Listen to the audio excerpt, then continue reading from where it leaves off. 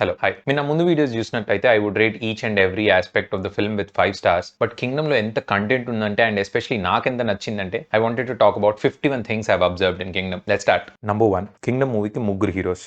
Number 1 is Anirudh. ఇచ్చిన 3 songs అయినా chartbusters. Background music adapt to the scenes. బక్కోడు బక్కోడు అని తెలుగులో అడాప్ట్ చేసుకోవడంలో తప్పే లేదు. ఏఆర్ రెహమాన్ కల్ట్ ఎంజాయ్ చేస్తున్నాడు అనిరుద్ధ్. నంబర్ 2, 15 days గ్యాప్లో రిలీజ్ అవుతున్న కింగ్డమ్ అండ్ కూలీ లాంటి మూవీస్కి మ్యూజిక్ ఇస్తున్నాడు Anirudh is not an easy task. I think he is extremely blessed and extremely hard working. Number 3, Satyadev is the second hero in the movie. బాహుబలిలో Ramyakrishna over power చేసినట్టు Satyadev over powers every one in this movie, including Vijay Deverakonda. He has come a long way from సీతం వాకిట్లో సిరిమల్లి చెట్టు to Bluff Master to Godfather and now Kingdom. Junior NTR ఉంటే ఎంతైతే screen presence కనపడుతుందో సత్యదేవ్కి కూడా ఈక్వల్ స్క్రీన్ ప్రెజెన్స్ ఉంది. I wholeheartedly wish that he becomes the next big thing in Tollywood. Point number 4, the director Gautam Tinnanuri is the third hero of the movie. ఇలాంటి ఒక grand larger than life మూవీని తీయాలంటే ఎంత conviction కావాలి. He must be appreciated for that. And the way he's trying different genres from Malli Rava to Jersey and now to Kingdom. Throughout the movie, there's a consistent effort in direction. The actors don't overact. The screenplay is at a set pace. The BGM is used properly. I think Gautam is in my top tier 1 list of directors in Tollywood film industry. I think I'm in the minority. Jersey nachani vallalo. I find the movie okay, but not as people treat it to be. But with Kingdom, I'm floored. కల్కి తర్వాత నాకు అంత కిక్కిచ్చిన movie అంటే Kingdom అనే చెప్పాలి. డైరెక్టర్ని interview చేసే chance వస్తే I would have a nice long fun discussion with him about Kingdom. Point 5, next comes the actual hero of the movie. Vijay Deverakonda బాగానే చేసిండు, but I think only after Satyadev and others. A lot of times I thought his accent didn't gel well. He still has that Arjun Reddy Hyderabad Telangana accent, whereas andaru vere oka raw rustic Telangana and oka traditional Telugu మాట్లాడుతున్నప్పుడు. Acting wise he was okay. I wish he was better and matching Satyadev's energy. Bhagyashree Borse was decent as an actress. సినిమాలో చాలా తక్కువ role ఉండే, I think mostly because a lot of her scenes cut చేసిండ్రు. That is evident from the video song Hridayam Lopala. It's surprising that she has 2 big releases like Harihara Veeramallu and Kingdom in a matter of days. తన character కి న్యాయం చేసిందనే చెప్పాలి. She acts as a spy who acts as a doctor. Her eyes are expressive. Kingdom వల్ల I think she's going to have many films in her bucket. Number 7, the love track between Vijay Deverakonda and Bhagyashree Borse తీసేసిండ్రు. Even in the interviews the producer talked about it. ఇలాంటి ఒక decision తీసుకున్నందుకు producer and director ఇద్దరిని మెచ్చుకోవాలి. Shoot చేసిన తర్వాత కథకి ఇది యాడ్ అవ్వట్లేదు, వాల్యూ లెంత్ ఎక్కువ అవుతుంది అని తెలిసినప్పుడు ఒక లవ్ ట్రాక్ని తీసేయగలగడం is a major decision. And Tollywood లాంటి ఫిల్మ్ ఇండస్ట్రీలో love track is must. Love track తీసేసి only seriousness of the movie మీద కాన్సన్ట్రేట్ చేయడం 5 on 5. Number 8, the story. ట్రైలర్లో చూపించినట్టు the story deals with a brother who tries to save his elder brother, but ఇంకా చాలా ఉంది సినిమాలో. Gautam Tinnanuri shows a larger than life story on the screen. And ఒక్క జనరేషన్తో ఆగిపోదు, it spans different generations.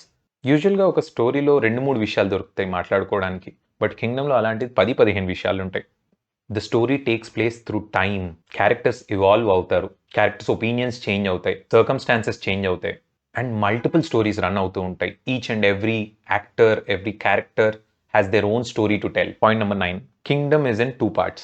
Baahubali తర్వాత 2 పార్ట్లు తీయడం అనేది ఒక నార్మ్ అయిపోయింది, బట్ 2 పార్ట్లు తీయాలంటే అందులో అంత కథ కూడా ఉండాలి. దేవరలో వచ్చిన ప్రాబ్లమే అది. ఒక్కటే పార్ట్ని సాగదీసినట్టు అనిపించింది టు మేక్ ఇట్ 2 halves. దానివల్ల సెకండ్ హాఫ్ ల్యాగ్ అవుతుంది, కొన్ని అన్నెసరీ ఫిల్లర్స్ వచ్చేస్తాయి. బట్ కల్కి లాగా I think Kingdom is also return keeping in mind the 2 parts. First part ఒక్కటి కూడా ఒక గ్రాండ్ మూవీ. ఫస్ట్ పార్ట్కి కావాల్సినంత స్టోరీ ఉంది, దానికి కావాల్సినంత కాన్ఫ్లిక్ట్స్ ఉన్నాయి. 2 parts చేయాలనుకున్న డైరెక్టర్ డిసిషన్కి ఐ టోటలీ అగ్రీ. కింగ్డమ్ లాంటి movie deserves that treatment. Kingdom 2 release అయిన first day I'm going to be there. Point 10, the second part ఒక రాజుల స్టోరీ ఉండడం. మీరు కింగ్డమ్ చూసిందంటే మీకు ఫస్ట్ హాఫ్ ఎండ్ అయ్యేసరికి అర్థమవుతుంది దట్ ది సెకండ్ హాఫ్ రాజుల గురించి, బ్రిటిషర్స్ మీద వాళ్ళ ఫైట్ గురించి, ట్రైబల్స్ గురించి ఉండబోతుంది అని. నాకు అది చాలా ఇంట్రెస్టింగ్ అనిపించింది. KGF 1 and 2 are in the same time line, but Kingdom 1 and 2 మధ్యలో అట్లీస్ట్ ఒక 300-400 years గ్యాప్ ఉండబోతుంది. కింగ్డమ్ 2లో ప్రాబబ్లీ ఒక different kind of world building చూడబోతున్నాం, and I'm very excited for that. Point 11, the screenplay. ముఖ్యంగా the pacing of the screenplay. ఆన్లైన్లో reviews చూస్తే మీకు ఈ పాటికే కనపడి ఉండొచ్చు కింగ్డమ్ బోర్డమ్ అని. స్క్రీన్ ప్లే నిజంగానే స్లోగా ఉంది, బట్ నాకైతే ఏం బోర్ కొట్టలేదు. డైరెక్టర్స్ విజన్ కనపడుతుండే దట్ దిస్ స్టోరీ ఈ స్పీడ్లోనే చెప్పాలి అని. ఆ ఎమోషన్కి అంత టైం ఇవ్వాలి, ఆ ఎమోషన్ బిల్డ్ అవ్వడానికి అంత టైం స్పెండ్ చేయాలి అని. So that is a cautious choice. నాకైతే పర్సనల్గా అన్ని scenes are adding to the story అనిపించినాయి. There were no filler scenes. So the screenplay was tight. Personally no complaints at all. Number 12, the cinematography. కింగ్డమ్లో cinematography is excellent. I think ఇద్దరు cinematographers ఉన్నారు. One of them work for Vikram and the other worked in the Bollywood industry like circus.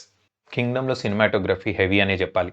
చాలా outdoor shooting ఉంది, చాలా island locations and shorts ఉన్నాయి, action episodes ఉన్నాయి, set pieces ఉన్నాయి. ప్రతి shot చాలా ఆలోచించి చాలా కంపోజ్ చేసినట్టు అనిపిస్తుంది. ఈవెన్ ద కలర్ గ్రేడింగ్, ఎక్కడ కూడా ఏదో కెమెరా పెట్టేసినాంలే ఒక ఫ్రేమ్ ఉందిలే అన్నట్టు కాకుండా ప్రతి shot is discussed and executed well అనిపిస్తుంది. Cinematography gets a 5 stars, no doubt. Point number 13, colour palette. Ravibabu సినిమాలు చూసినట్టయితే ఒక certain colour scheme throughout the movie కనపడుతుంది. ఒక లైట్ గ్రీన్ టింట్. కింగ్డమ్ కూడా అలాంటి ఒక కలర్ ప్యాలెట్ ఫాలో అవుతుంది. The red and the light blue tint throughout the movie. Directors ఒక అడ్వాన్స్ లెవెల్ ఆఫ్ డైరెక్షన్కి చేరుకున్నప్పుడు they concentrate on things like these. Mani Ratnam అన్ని సినిమాల్లో మనకు ఒక డెఫినెట్ కలర్ ప్యాలే ఎట్లయితే కనపడుతుందో కింగ్డమ్లో కూడా అలాంటి కలర్ ప్యాలే కనపడుతుంది. కలర్స్ ఎక్కడా కూడా two bright are too low అవ్వవు. They fall in a certain spectrum and that gives a nice sense of world building. Director colour గ్రేడింగ్ని కూడా ఒక స్టోరీ టెలింగ్ టూల్ లాగా వాడుకోవడం కనపడుతుంది మీరు బాగా అబ్జర్వ్ చేస్తే. Point 14, the lighting of the movie. Just like colour palette, the lighting కూడా ఒక స్టోరీ టెలింగ్ టూల్ లాగా యూజ్ చేసిండు డైరెక్టర్ గౌతమ్. మీరు ఈ సీన్లోనే చూసినట్టయితే రాత్రి అయినా కూడా ఒక red colour tint on their faces tries to tell us something and ఇది సినిమా అంతటా కనపడుతూనే ఉంటుంది. లైటింగ్ కూడా సినిమాటోగ్రఫర్స్ రెస్పాన్సిబిలిటీ అండ్ వాళ్ళు సక్సెస్ అయిందనే చెప్పాలి. కుబేరాలో సినిమాటోగ్రఫీ ఎంతైతే బాగా అనిపించిందో కింగ్డమ్లో కూడా అదే లెవెల్ అనిపించింది. Point 15, the locations and the set pieces. Story రకరకాల చోట్లలో జరుగుతుంది. ఫస్ట్ ఒక జైల్లో, ఒక ఐలాండ్లో ఆ లొకేషన్స్ అన్ని బాగా క్యాప్చర్ చేసిండ్రు. ఐలాండ్లో చూపించిన ఇల్లులన్నీ చాలా న్యాచురల్గా అనిపిస్తాయి. దేవరాలో సెట్ పీసెసే చాలా బాగా అనిపించినాయి. బట్ కింగ్డమ్ ఇంకొంచెం కలర్ గ్రేడింగ్ కూడా యాడ్ అయ్యి ఆ సెట్ పీసెస్ లొకేషన్స్ అన్నీ they gel well. Point number 16, the villain in this movie. కనపడడానికి సూర్యలాగా కొంచెం కనపడతాడు కొన్ని యాంగిల్స్లో. స్టార్టింగ్లో కొంచెం యాక్టింగ్ నార్మల్గా చేసినా కొంచెం ఓవర్ యాక్షన్ అనిపించినా ఎండ్కి వచ్చేసరికి he raises to the level of the story and screenplay. ఓ తినే మెయిన్ విలన్ అనేది జస్టిఫై చేస్తాడు. క్యారెక్టర్ చాలా కన్నింగ్ ఉంటుంది because he kills his father et cetera. ఆ లెవెల్ సైకోపాత్ని ప్రాపర్గా రిప్రజెంట్ చేసిండు. I think he gets a very good rating. Point 17, the characters and the characterization. ఈ సినిమా జస్ట్ ఒక హీరో, బ్రదర్ అండ్ విలన్ మధ్యలో తిరగదు. There are a lot of characters and each క్యారెక్టర్కి దానికి తగినంత డెప్త్ ఉంటుంది. ఫర్ ఎగ్జాంపుల్ ఒక సిండికేట్, వాళ్ళలో ఒక leader and each member in the syndicate has a different opinion. వాళ్ళ మధ్యలో కాన్ఫ్లిక్ట్స్. ఇది కూడా వరల్డ్ బిల్డింగ్లో ఒక పార్ట్ అనిపించింది నాకు. ఇన్ని క్యారెక్టర్స్ ఉండడం, వాళ్ళకు ఒక మోటివ్స్ ఉండడం, వాళ్ళకు ఒక స్టోరీ లైన్స్ ఉండడం I think is great direction, great story choice. Point 18, the costumes. ఎలా అయితే ఈ సినిమాలో డిఫరెంట్ జియోగ్రఫికల్ లొకేషన్స్ ఉంటాయో, the different kind of people ఉంటారో వాళ్ళకి తగ్గ వేషధారణ ఉంటుంది. ఐలాండ్లో ఉండే వాళ్ళు ఒక రకంగా వేసుకుంటారు, టౌన్లో ఉన్న వాళ్ళు ఇంకొక రకంగా వేసుకుంటారు, సిటీలో పెరుగుతున్న వాళ్ళు ఇంకొక రకంగా వేసుకుంటారు. ఈ 3 డిఫరెన్సెస్ని ప్రాపర్గా చూపించడం is a costume design department. And కింగ్డమ్లో I think they've done a very very good job. ఎక్కడ కూడా కాస్ట్యూమ్స్ అవుట్ ఆఫ్ ప్లేస్ అనిపివ్వవు, అవుట్ ఆఫ్ టైం అనిపివ్వవు. మనం జనరల్గా ఖలేజా అండ్ జల్సా లాంటి మూవీస్లో కాస్ట్యూమ్ డిజైన్ డిపార్ట్మెంట్ గురించి మాట్లాడుకుంటాం. బట్ కింగ్డమ్లో కాస్ట్యూమ్ డిపార్ట్మెంట్ కూడా మెచ్చుకోవాల్సిందే. విజయ్ దేవరకొండకి ఒక linen clothing, half hand shirt throughout the movie చూపిస్తారు. I think it is a very conscious choice and a very nice choice because the movie is not vibrant, the colours are also muted. అన్ని shirts or the saris are of a similar colour in a spectrum, not too bright, not too low. Excellent work by the costume department. I think director కొంచెం costume department గురించి one of the ఇంటర్వ్యూస్లో మాట్లాడితే చాలా బాగుంటుంది, వినాలని ఉంది. Point 19, the production quality. I think Dil Raju తర్వాత the most famous producer in Telugu industry, probably because of being public facing. But the production quality in Kingdom is very high.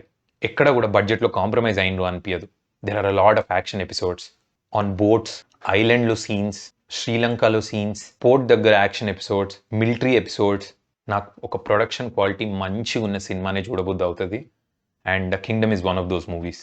Point 20, the budget of the movie. వికీపీడియాలో 130 crores అని కనపడుతుంది, as usual removing the salaries of the actors and other technicians like Anirudh probably ఒక 50 to 80 crores ఖర్చు పెట్టుంటారు మూవీలో. And I can see that in the set pieces and the locations and the cinematography. Budget I think justify చేయొచ్చు. I hope they get more profits than what they spent. Point 21, the ratings in Book My Show and IMDb and general internet reviews. 7.8 in Book My Show is fairly low, Kingdom ki, and 6.4 in IMDb is a sin. I would personally rate it around 8.5. I like the movie very much. I think audience konjam generous undali. I think the expectations kuda is because Vijay Deverakonda's market and the way he speaks about his films. So I think the expectations are high. Anduvalla baga low ratings vachinattunnai. But I think this is not the right picture. It deserves more. Point 22. Similarities to Rangasthalam. Rangasthalam ఎందుకో ఈ మూవీ చూసినప్పుడు చాలా గుర్తొచ్చింది. I think because of the brother sentiment and the time period that the movie is set in. ఆ village లాంటి atmosphere ఉండడం. Copy కొట్టిండు అనట్లేదు, but a lot of influence from Rangasthalam కనపడుతుంది. And not just Rangasthalam. Point number 23, Devara కూడా చాలాసార్లు గుర్తొచ్చింది ఈ మూవీ చూస్తున్నప్పుడు. రెండిట్లో కొంచెం సిమిలారిటీస్ అయితే ఉన్నాయి. ఒక తెగ స్మగ్లింగ్ కోసమే బతుకుతుండడం, ఆ ఊరికి ఒక లీడర్ ఉండడం, అండ్ వాళ్ళు నేవీ వాళ్ళతో తలబడడం. Anirudh music definitely reminds us of Devara. Kingdom రకరకాల మూవీస్ని టచ్ చేస్తూ వెళ్తున్నట్టు అనిపిస్తుంది. అందులో దేవరని కూడా స్లైట్ టచ్ చేస్తుంది. పాయింట్ 24, ఎందుకో కలేజా కూడా బాగా గుర్తొచ్చింది. ఊరందరు దేవుడు అనుకోవడం ఒక కాన్సెప్ట్ ఏదైతే ఉందో అది కింగ్డమ్లో కూడా ఎండ్లో కొంచెం తెలుస్తుంది. Point number 25, the similarity to యుగానికి ఒక్కడు. ఇది ఇంటర్నెట్లో కూడా చాలాసార్లు కనపడి ఉంటుంది మీకు. బికాజ్ ఒక నార్మల్ పర్సన్ వచ్చి ఒక ఐలాండ్లో సడన్గా కింగ్ లాంటి స్టోరీలోకి వెళ్ళడము ఇస్ యుగానికి ఒక్కడు టెంప్లేట్. అండ్ ఇందులో కూడా అది కొంచెం కలవడం వల్ల నాకు యుగానికి ఒక్కడు కూడా గుర్తొచ్చింది. పాయింట్ నెంబర్ 26, బాహుబలి కూడా గుర్తొచ్చింది. ఎస్పెషలీ ఈ రోప్ షాట్. ట్రైలర్లో కూడా కింగ్డమ్కి ఒక రోప్ షాట్ ఉంటుంది ఎక్కడైతే ఈ పుల్స్ ద బోట్. నాకు ఈ రెండు వాటిలలో కొంచెం మంచి సిమిలారిటీస్ కనపడ్డాయి. I think just great minds think like అన్నట్టు. ఊరంతటికి ఒక అవసరం వస్తే hero tries to pull very big thing that is out of his reach. Baahubali తర్వాత అలాంటి ఒక రోప్ షాట్ చూడడం is very very nice. Point number 27, similarity to KGF. KGF కనపడింది 2 parts ఉన్నందుకో, గన్స్ ఉన్నందుకో, గూన్స్ ఉన్నందుకో కాదు, ద క్యారెక్టరైజేషన్ వల్ల. కేజీఎఫ్ లానే ఇందులో కూడా ఒక సిండికేట్ ఉండడం, వాళ్ళందరికీ ఒక లీడర్ ఉండడం, వాళ్ళ ఐడియాలజీ ఉండడం, and villains also look stylish. I think that is the reason KGF కనపడింది నాకు అక్కడక్కడ. Point 28, this is the most I can relate with. Prison Break నాకు చాలా కనపడింది. అంటే కాపీ కొట్టిండి అని కాదు. If you see, Prison Break is also story about ఒక బ్రదర్, వాళ్ళ ఎల్డర్ బ్రదర్ ప్రిజన్ లో ఉంటే తనని బయటికి తీసుకురావడానికి ఒక ప్రయత్నం. Heroine being a doctor and helping the hero. ఒకవేళ గౌతమ్ ఇన్స్పైర్ అయ్యి ఉంటే కూడా ప్రిజన్ బ్రేక్ నుంచి తెలుగు నేటివిటీ యాడ్ చేసి చాలా మంచిగా తీసింది సినిమాని. ప్రిజన్ బ్రేక్ లో లాగా విజయ్ దేవరకొండ కూడా అక్కడక్కడ చాలా క్లెవర్ గా స్కెచెస్ వేస్తూ ప్లాన్స్ వేస్తూ కనపడతాడు. నాకు ప్రిజన్ బ్రేక్ చాలా చాలా గుర్తొచ్చింది. Point 29, similarity to the movie Hindi Don. నాకు డాన్ ఎందుకు గుర్తొచ్చింది అంటే, ఎట్లా అయితే డాన్ మూవీలో ఒకరినొకరు మోసం చేసుకుంటారో, ఏ క్యారెక్టర్ని నమ్మలేమో,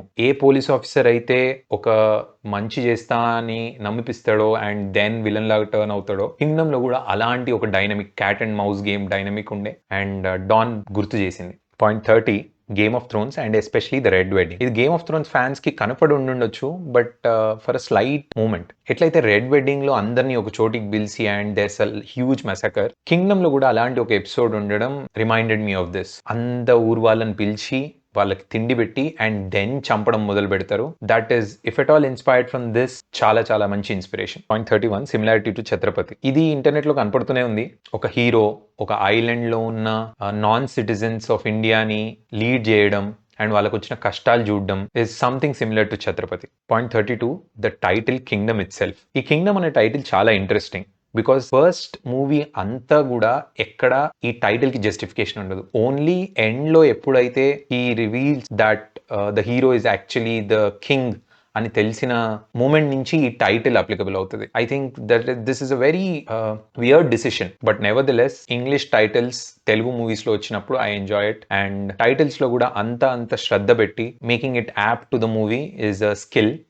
బట్ సలార్ లాగా, బాహుబలి లాగా కింగ్డమ్ పార్ట్ 1 అను, కింగ్డమ్ ద రైజ్ అను అట్లా కనపడదు. వండర్ కింగ్డమ్ 2కి ఏమని పెడతారో. Point 33, the poetic nature of the movie. బాహుబలిని దృశ్య కావ్యం అంటాం because through music storytelling is done. Kingdom లో కూడా అలాంటి ఒక అటెంప్ట్ జరుగుతుంది. ద క్లైమాక్స్ లో గానీ, మధ్యలో గానీ, ద బ్రదర్ సెంటిమెంట్ దగ్గర గానీ, ద డైరెక్టర్ స్టోరీని ఒక పోయటిక్ గా చూపించాలనుకుంటాడు. That there is something happening in the story, not just hero విలన్లు కొట్టుకుంటున్నారు, హీరో బ్రదర్ మాట్లాడుకుంటున్నారు అని కాదు. There is a theme that is bigger than these characters and that is told through a poem అన్నది this మూవీలో కనపడుతుంది. And I was very much impressed with the screenplay because of this. Point 34, the design for swords and guns. Rajamouli నుంచి and ముఖ్యంగా బాహుబలి నుంచి హీరోకి ఉండే ఆయుధంకి design గురించి మనం మాట్లాడుతూనే ఉంటాం. కింగ్డమ్ లో కూడా అంత శ్రద్ధ తీసుకున్నారు. ముందు మాట్లాడుకున్నట్టు ఒక సిండికేట్ ఉండడం, వాళ్ళకు ఒక ఐడెంటిటీ ఉండడం, వాళ్ళు గన్స్ ఇసిరేసి వాళ్ళ యాక్సెప్టెన్స్ చెప్పడం.